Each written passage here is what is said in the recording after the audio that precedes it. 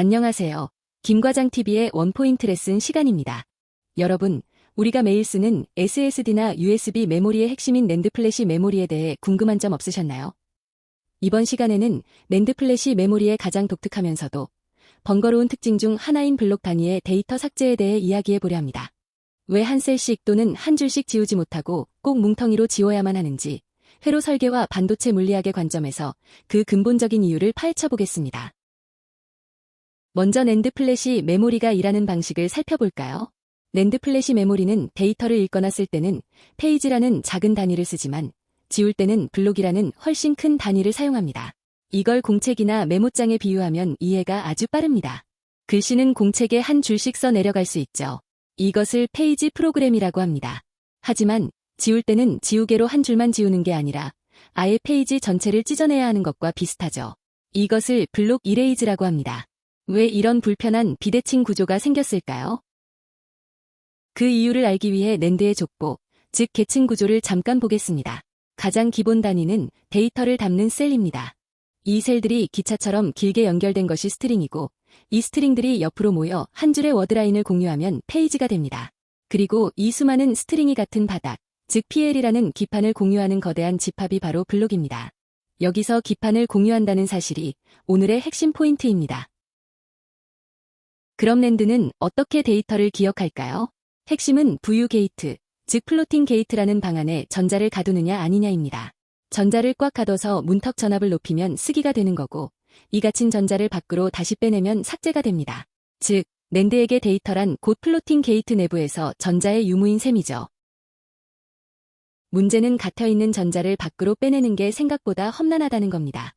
전자는 절연체라는 벽에 가로막혀 있는데 이걸 뚫으려면 아주 강력한 전기장이 필요합니다. 이를 위해 컨트롤 게이트와 기판 사이에 무려 20V라는 엄청난 전이차를 만들어줘야 합니다. 20V의 힘으로 전자를 절연체 밖으로 밀어내는 FN, 터널링 현상을 이용하는 것이죠. 참고로 20V라는 것은 정해진 전압이 아니라 테크마다 또는 어플리케이션마다 다를 수 있다는 점을 알아두세요. 그런데 낸드는 태생부터 가성비를 목표로 만들어졌습니다.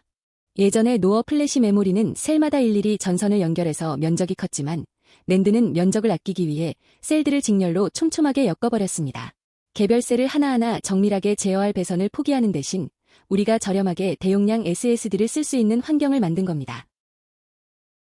더 나아가서 낸드는 수천 개의 셀이 하나의 거대한 바닥, 즉 PL 기판 위에 한꺼번에 올라가 있습니다. 만약 셀 줄기마다 기판을 따로 분리하려고 하면 그 사이에 거대한 격리벽을 세워야 하는데요. 그렇게 되면 칩 크기가 30에서 40%나 늘어나 버려서 낸드 특유의 용량 장점이 사라집니다. 결국 공유 바닥은 낸드의 운명적인 선택이었습니다. 이제 퍼즐이 맞춰집니다. 데이터를 지우기 위해 기판에 20V를 빡 하고 거는 순간 이 바닥을 공유하는 모든 셀이 똑같이 20V의 영향을 받게 됩니다. 기판이 하나로 합쳐져 있다 보니 특정 줄이나 페이지만 골라서 지워줄 물리적인 방법이 없는 거죠. 결국 이 기판 전체, 즉 블록 단위로 데이터가 한꺼번에 지워질 수밖에 없는 이유입니다. 물론 EEPROM처럼 아주 작은 단위로 지울 수 있는 메모리도 있습니다. 하지만 EEPROM은 셀 하나당 트랜지스터가 2개나 필요해서 덩치가 너무 커요. 반면 낸드는 트랜지스터 1개면 충분하죠. 낸드는 삭제의 편의성을 조금 양보하는 대신 압도적인 용량이라는 실리를 챙긴 셈입니다. 이건 아주 훌륭한 공학적 타협, 즉 트레이드 오프의 결과물입니다. 요즘 대세인 3D 낸드도 마찬가지일까요? 네, 구조는 수직으로 변했지만 원리는 같습니다. 평면의 블록이 수직 입체 블록으로 바뀌었을 뿐 여전히 채널과 기판을 공유하고 있기 때문에 데이터를 지울 때는 블록 단위로 삭제해야 합니다. 아파트 층수만 높아졌지 여전히 같은 기반 위에 세워진 것과 마찬가지니까요. 이 블록 단위 삭제는 컴퓨터 시스템에도 큰 영향을 줍니다.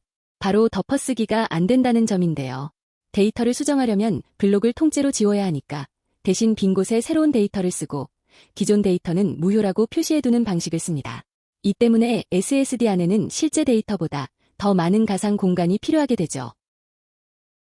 그렇게 무효 데이터가 쌓이다 보면 공간이 부족해지겠죠? 이때 SSD는 가비지 컬렉션이라는 청소 작업을 수행합니다. 유효한 데이터만 골라 다른 깨끗한 블록으로 이사를 시킨 뒤 찌꺼기만 남은 원래 블록을 통째로 지워서 새 집으로 만드는 과정입니다.